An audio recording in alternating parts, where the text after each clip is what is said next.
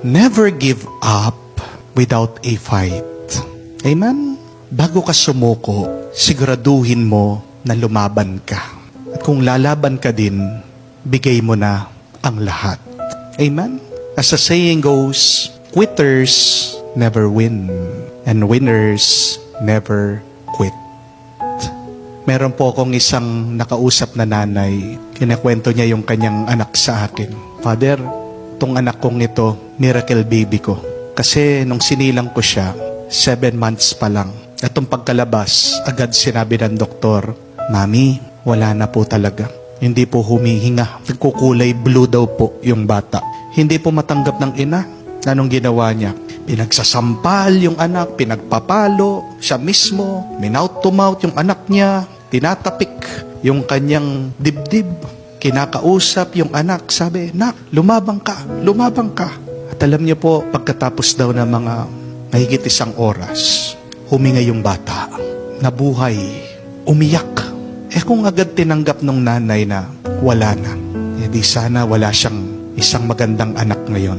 Kayo po, kumusta yung laban nyo sa inyong mga problema?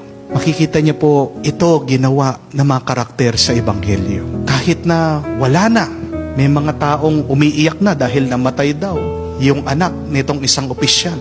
Anong ginawa niya? Hinanap niya si Jesus. Lumuhod siya sa harapan niya.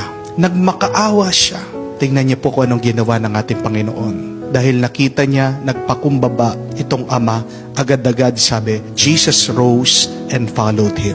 Walang dalawang salita, agad-agad sumunod ang ating Panginoon. Kahit na pinagtatawanan ng ating Panginoon, sinabi, wala na, patay na. Sinasabi ng ating Panginoon, buhay pa, may pag-asa pa.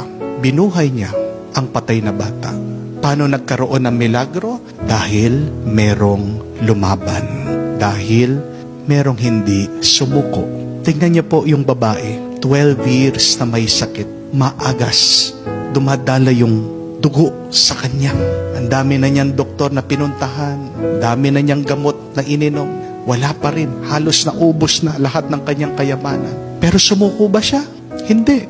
Nung nakita niya si Jesus, sabi niya, kahit na mahawakan ko lang, yun yung para sa kanya pananampalataya niya, pinaglalaban pa rin niya ang kanyang sarili. Pagkahawak niya, tumigil yung pagtagas ng dugo sa kanya.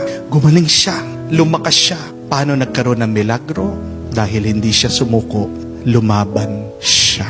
Palakasin niyo ang inyong mga loob. Pag gusto mo nang sumuko, pag nawawalan ka na ng pag-asa, pag nalulungkot ka na, sabihin mo, laban! Meron ako naririnig sa TikTok, baka narinig nyo na rin sa Facebook, sinasabi, bakit nyo sinasabihan yung mga tao na lumaban? Hindi naman mandirigma. Pagod na yung tao eh. Pero kung babasahin niyo po ang Biblia, ano ang nakasulat? Galing po kay Timoteo. Fight the good fight for the faith. Sinasabihan tayo, mandirigma tayo. Kung hindi ka lalaban, hindi ka magtatagumpay. Kung pagod ka ng lumalaban, magpahinga ka lang. Bakit hindi tayo kailangan sumuko kahit na palagi tayong nabibigo at nasasaktan? Kasi po tandaan nyo, meron pa ring mga taong lumalaban. Sana makakuha ka ng inspirasyon at lakas sa kanila. Meron mga dyan, nagbabasura lang. Pero hindi tumitigil sa pagbabasura. Amen? Ikaw, may pera ka na, may bahay ka na, may kinakain ka ng mabuti. Pero bakit nadidepress ka pa? Meron iba dyan, may sakit, pero hindi tumitigil sa paglaban. Naniniwala na sila'y gagaling. Ay ikaw, ano yung sakit mo? Diabetes? Vertigo? Isipin mo, meron taong mas may malalang sakit kesa sa'yo. Oo, ang tagal-tagal na nanloloko ng asawa mo sa'yo. Pero ang tanong, ginawa mo na ba ang lahat? Ayaw niya magsimba. Baka yun na lang yung pwede mo magawa. Pag pumasok sa simbahan, pag nakausap ang pare, pag nag-counseling kayo, pag nag-marriage encounter kayo, baka yan ang susi. Ginawa mo na ba? Dito po sa isang sakop ko, balita nila sa akin, may nakita po silang isang bata. Sa maliit na sanggol, tinapon. Kawawa, nilagay lang po sa eco bag. Tinatanong nila, sino naman yung walang puso na magtatapon ng bata? Natuntun din po, nakita, grade 12 pa lang, nabuntis. nahihiya daw sa kanyang mga magulang. Nalungkot po ako sa balita. Bakit? Kasi ang dami ko pong mga kaibigan gusto magkaanak, pero hindi magkaanak-anak. Ginawa na ang lahat. Nag-pilgrimage na nga sa ibang bansa. Sumayaw na nga sa Obando. Kung ano-ano na nga ang ininom. Kung kani-kanino na mga doktor ang pinuntahan. Di magkaroon ng anak. Pero hanggang ngayon, nagpapadasal, nananalangin, nananalig. Pagkatapos, mayroong mga iba dyan. Binigyan, biniyayaan ng supling. Ganun lang kadali sa kanila para itapon. Di ba? Nakakahiya naman para dun sa mga ibang tao na hindi nawawalan ng pag-asa, lumalaban. Dahil meron silang pagnanais na magkaroon ng anak na magkukumpleto sa kanilang pamilya. Pag malapit ka ng sumuko, alalahanin mo, isipin mo, yung mga ibang tao na hindi sumusuko, kahit na bigat na sila, kahit na pagod na sila, kahit na lungkot na sila. Kumuha ka ng inspirasyon sa kanila.